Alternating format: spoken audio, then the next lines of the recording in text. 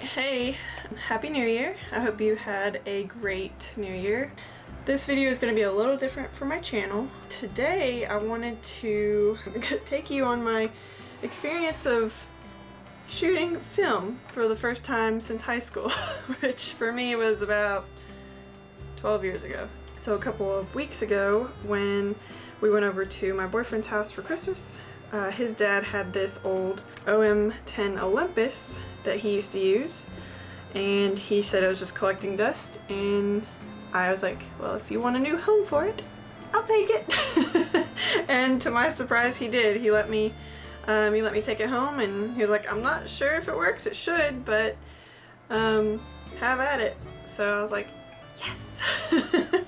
So I had to do a little bit of research, and I really didn't know where to start or where to even get film, because it's actually kind of hard to find it unless you're just ordering it online. But I did end up finding some Fujifilm Extra Superia, I don't know if I'm saying that right, at CVS.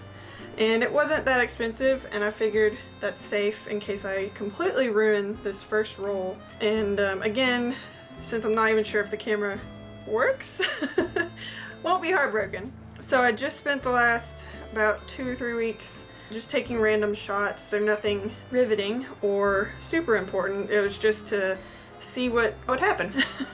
So I did want to tell you a little bit about this camera in particular, because when I got it, I went to YouTube, of course, and just searched for any video that I could find, and I will link the ones that I got the most useful information out of below.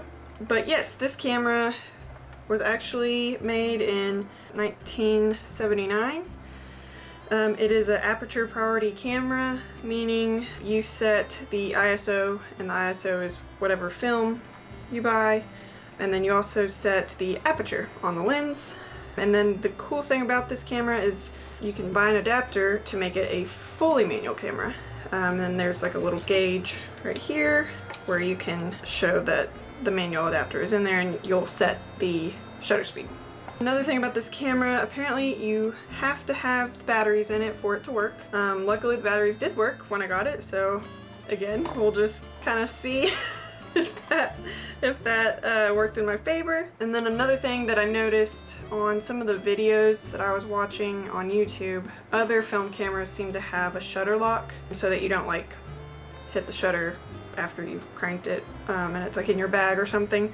This one does not have a shutter lock, so I haven't been cranking it to the next slide until I'm ready to take it. I don't know if that's gonna ruin any of the pictures, we'll see. So I've been using it in manual mode just because I want to see if I can do it the right way. So we will see.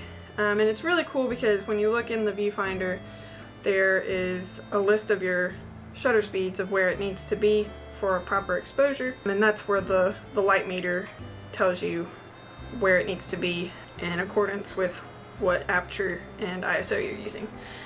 So again, we'll just see if any of that came out right. Oh my gosh, snow just fell from the roof and that scared me. Sorry, it snowed last night. That scared me. Alright, anyway, so in this video, my goal is to get the film out successfully, take it to my local photography store, which is F32, and see if they can develop it for me, get it back, and then kind of go over a few of the pictures and if they came out. And if they didn't, then that will be kind of embarrassing, but I will post it nonetheless to let you know.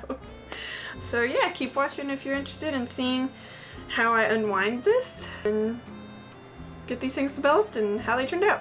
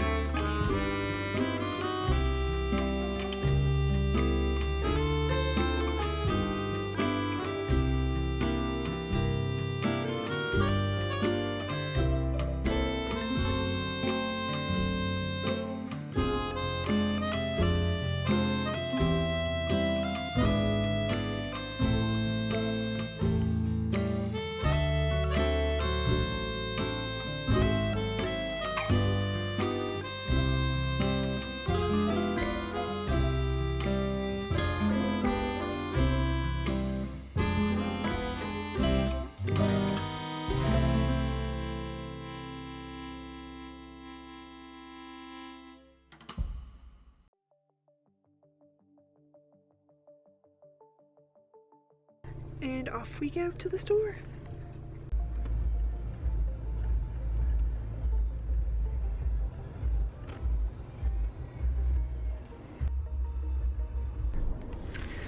Alright, so I dropped my film off. He said it takes about 2 to 3 days, and then they're going to send the scans to me via WeTransfer. I opted to not get hard copies made just because this roll could be trash. But I am excited to get the digitals back. Very excited to look at those. He also looked over my camera and said that it looked really good and showed me how to correctly load the film. I mostly did it right the first time, but you know, he gave me some tips to do it a little more seamlessly. So yeah, that went super well. He also told me that apparently they do a little punch card program. So whenever you have a roll of film to turn in, get a punch, and once you have 8, you'll get $5 off of developing your next roll. So that's pretty cool. I plan on using film more often, so I'm excited about that. I think that's it for now. I'll check back in once I have the film. Also, super random recommendation. The Taro blended bubble tea, whatever, however you say it, is so good from Sticky Rice. It's my favorite place to get this. So, pro tip. Sticky Rice in West Knoxville.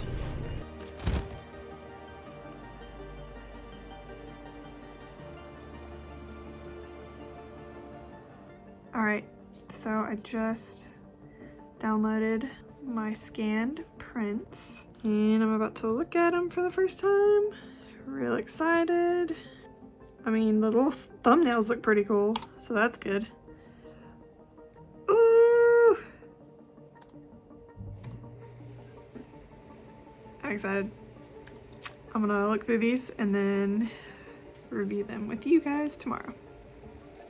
All right, well, here we are back. I got the scanned images loaded into Lightroom and I looked over them and I am really happy with how they all turned out. And then there are definitely some things that I'm going to have to pay attention to moving forward. But getting these back definitely gives me a lot of confidence in taking this camera on trips or hikes that we do and getting some really cool, a different feel for the images, because film just has this feeling that I don't think you can really accomplish with digital.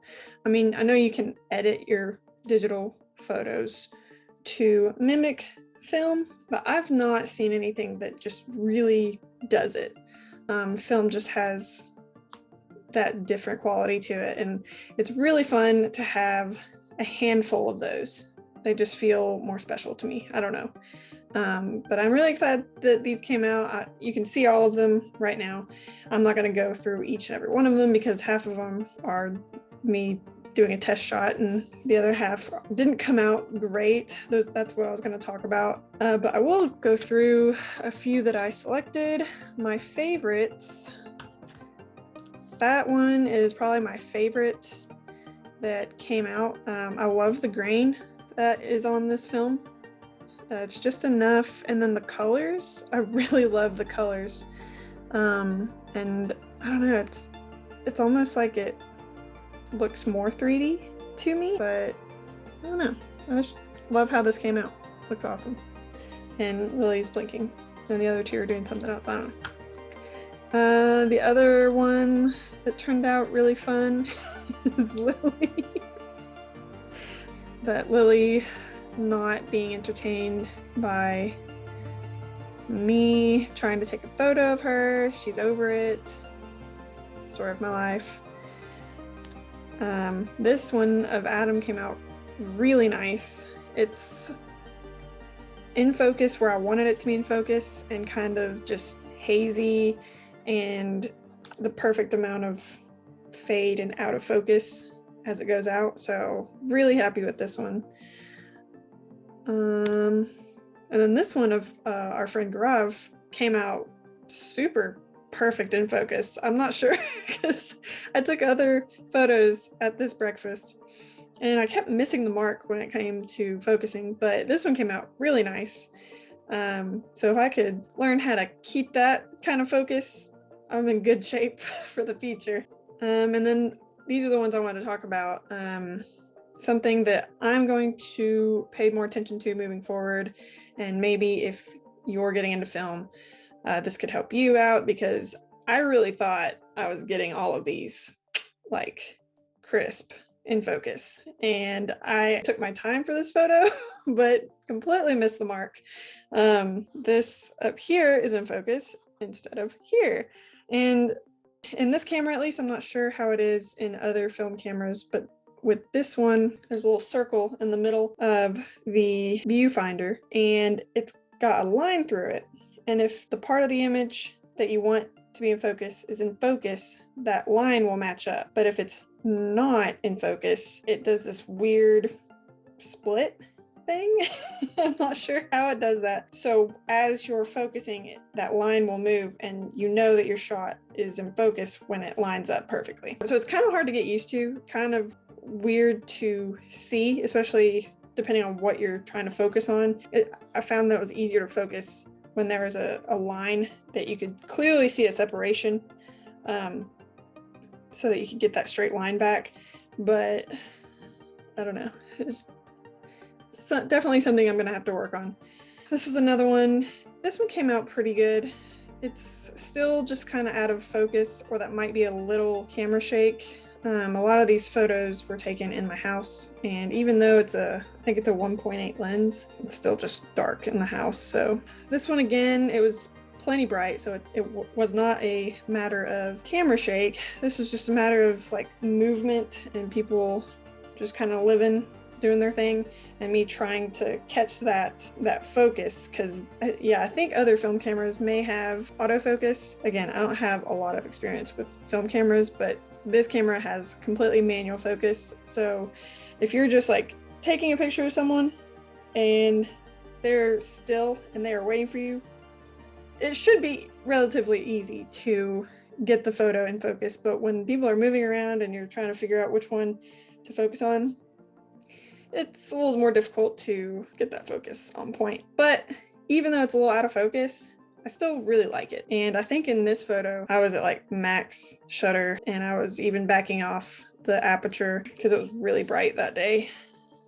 The last one, this one came out weird because I tried to focus it, and it looked like it was kind of in focus, but it was almost like I couldn't get that crispness I wanted because it was far away. But I kind of like how it turned out. It was the morning that it snowed. But yeah, that was pretty much all I wanted to talk about.